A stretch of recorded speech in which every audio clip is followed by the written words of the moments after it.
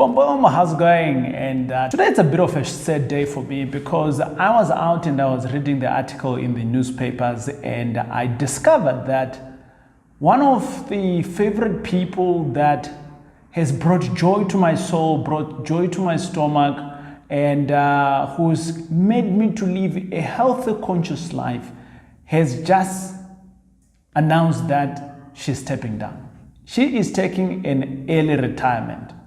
And my thoughts were like, how can she do this even in the month of August when we are celebrating women? This is the same woman in around about 2016, 2017. She got an award, and that award was an amazing award.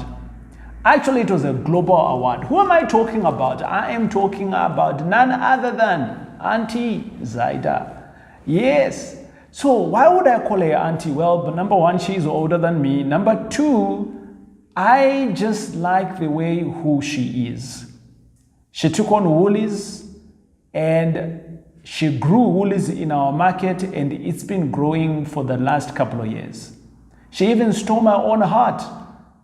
Well, whose heart hasn't been stolen by Woolies? If you've ever tasted any food from Woolies, you know it is the place to be. But why am I talking about Woolies today? You could be asking yourself, because we are a channel that talks about real estate, passive income, and we are always talking about creating a legacy.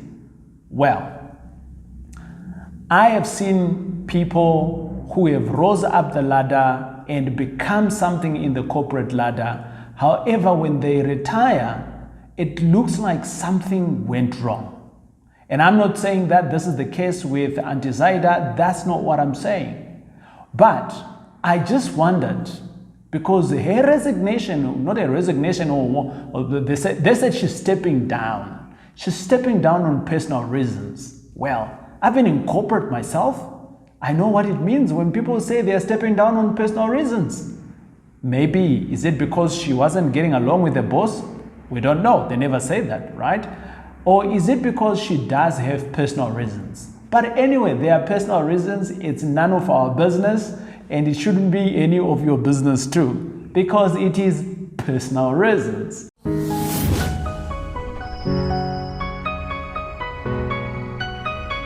Let's talk about it. I want to introduce you to an uncle of mine, and I'm going to call him Uncle John. Uncle John, back in the 80s, he was just like Auntie Zyda. He rose up the corporate ladder. He won awards. And on top of that, he even worked for a global bank. Some of you might know this uncle of mine. I've spoken to about him many a times. But here is the thing. As he grew up in the corporate ladder, he was a good banker. Over and above that, he won some accolades. Over and above that, the multinational bank that he was working for even said he needs to come and work in London. Woo! Speaking about an African in the 90s, 80s, late 80s into the mid 90s, going to work in London. Come on, guys. You need to think about that in the time of when that was happening. From Africa. So this basically means that Uncle John was a very diligent employee. Uncle John knew what he was doing. And Uncle John was recognized by his employer. Uncle John was taken to a place where he'd never been before. This, to me, when I look at Auntie Zyda, I'm like, this is it. She was the pinnacle of being an employee because she rose up the ladder. And she became that big person that we all want to be, the CEO. Well, I want to give two examples. I am a different CEO compared to what Auntie Zyda is, or was. She was a CEO of a company that she was employed. I'm a CEO of a company that I have given birth to.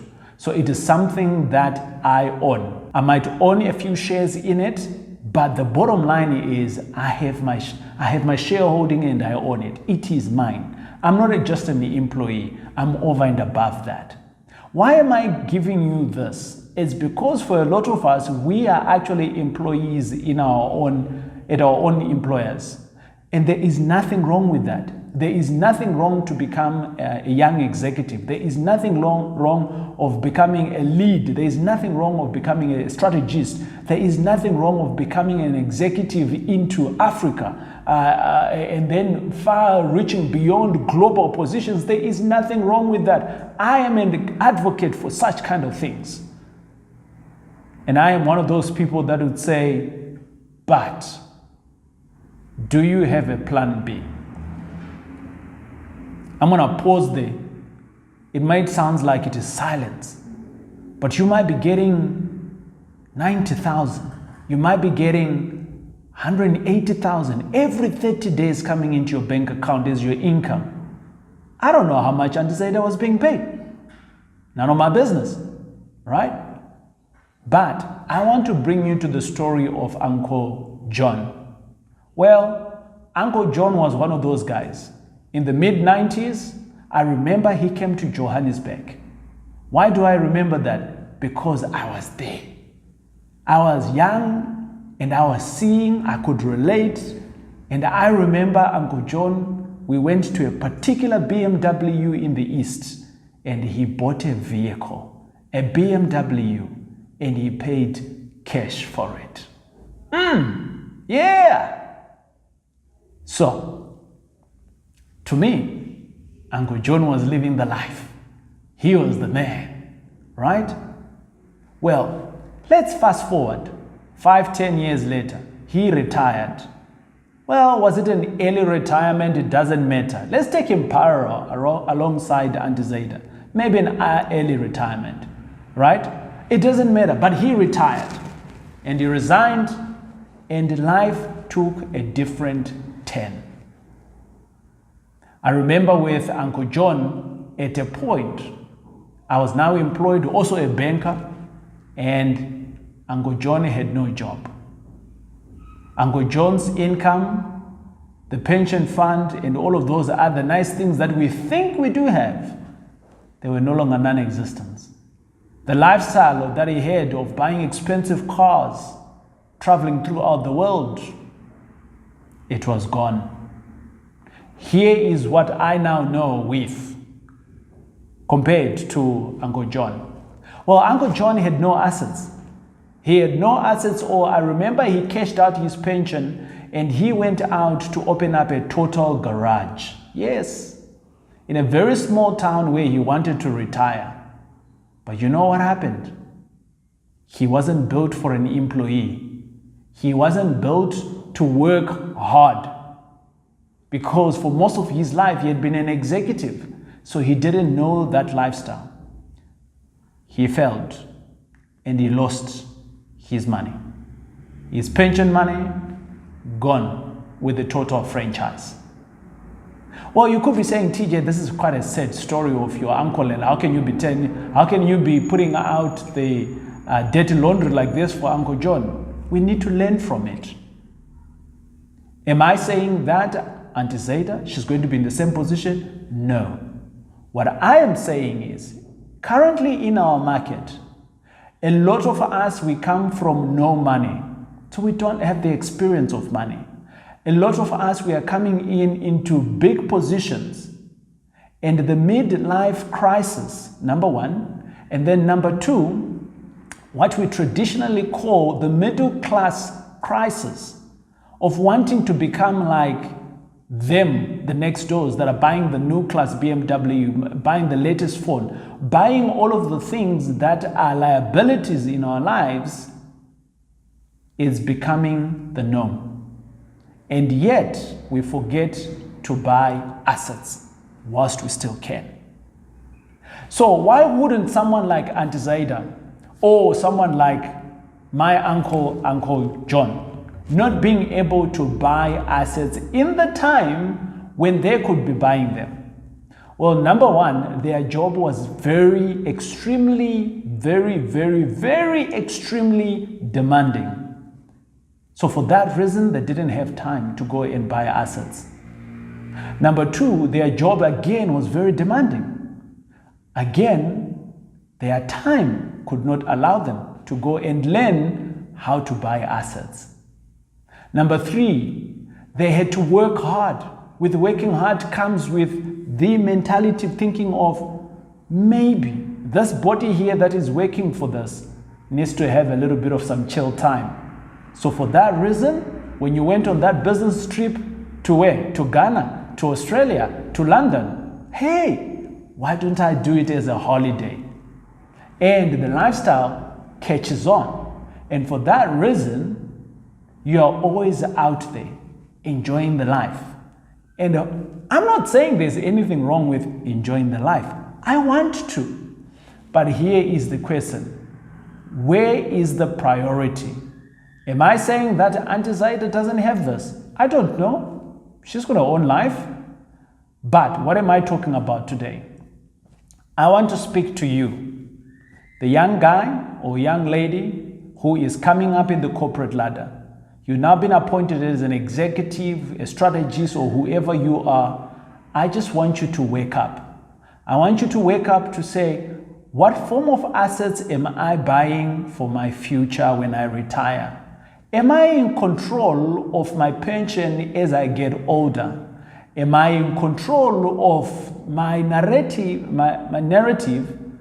Am I in control of my narrative by the time I hit that mark of 55, 60, 65, 70? I'll give you an example. My own mother today, she is heavily reliant on me. I've got another Uncle Petros. Yeah. Uncle Petros recently said to me, he's got 2 daughters that are about to get married. And he said to me, that is his pension, because he is going to be able to charge lobola, and that's going to be part of his pension. I was shocked. I got a girl child at home. I'm not even thinking, well, this lobola thing, is it really necessary? To me, it's not, because I don't see it that way, right? I see it in a different light. When she grows up and she hangs out with whoever that she wants to hang out, how best can I put the unity between myself and her dude's family that she wants to marry, if she wants to get married, and that kind of thing. But looking at your kids as pension, that is a form of desperation. Why am I talking to you about this? It's because I care. And it's because I am seeing this from time and time again, that people who are working hard today, who rise up the corporate ladder, they become someone, but at some day, maybe it might be for a personal reason that you decide to leave. Maybe it might be, you might be forced to leave. Whatever the reason, when you leave, whether you want to leave or whether they push you to leave, it doesn't really matter. But is your plan B in place? So as the Woolies CEO steps down, I am hoping that obviously a plan B, whatever that she desires, she's going to be doing. High five to you. Thank you very much, Zyda, for steering the ship in all this time. And you have created good products, some of the things that I enjoy. Hey, that chicken. Hey, the chicken from Woolies, whatever it is, I enjoy it. Hey, the double cream yogurt. Woo, woo. When people in the workplace have given me trouble, the double thick yogurt, the lemon one with the custard, or the strawberry one, it just calms me down. It does. So if you want to be in my good books, maybe the next time we hang out, maybe you need to buy me that. But here is what I'm talking about on a very serious note. As Auntie Zyda steps down, Woolies, I don't think it would have been the same had you not stepped up in 2010 to obviously to become the lead and become the CEO, and you have pushed it from boundary to boundary. So from me and anyone else who loves Woolies, high five to you.